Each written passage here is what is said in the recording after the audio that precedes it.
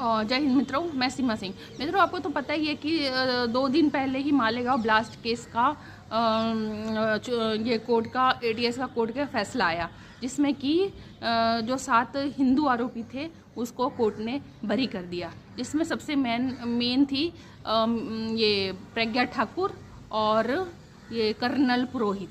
तो कर्नल पुरोहित तो सेना में थे, तो उन पे भी जो भी ब्लेम लगे थे, तो वो सारा मतलब ATS कुछ साबित नहीं कर पाई, कोई सबूत नहीं मिले उनके खिलाफ। और प्रज्ञा ठाकुर के ऊपर भी।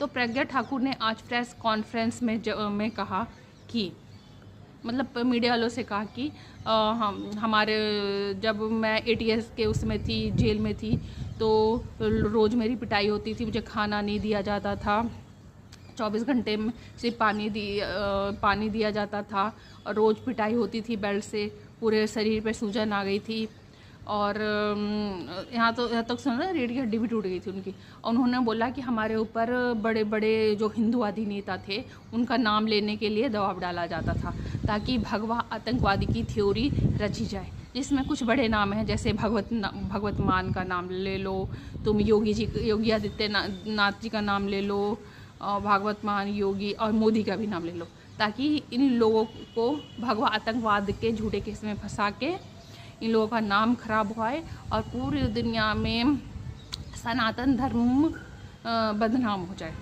ऐसा प्रज्ञा ठाकुर का कहना है।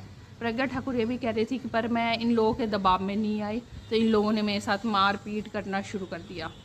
तो सोशल मीडिया पे, TV चैनल्स पे डिबेट हो रहे हैं।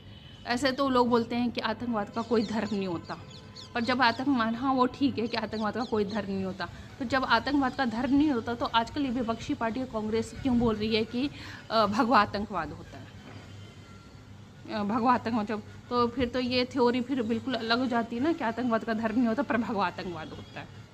कृपया सनातन धर्म को बदनाम ना करें। आप हिंदू होकर सनातन धर्म को वो भगवा आतंकवाद बोल रहे हैं।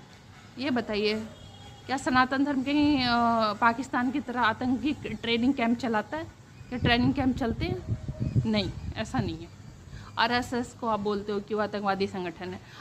RSS एक देशभक्ति संगठन है। जब भी कहीं बाढ़ आता है, भूकंप आता है, कुछ भी होता है, कोई प्राकृतिक आपदा आती है, तो सबसे पहले RSS जाता है वहाँ मदद करने के लिए।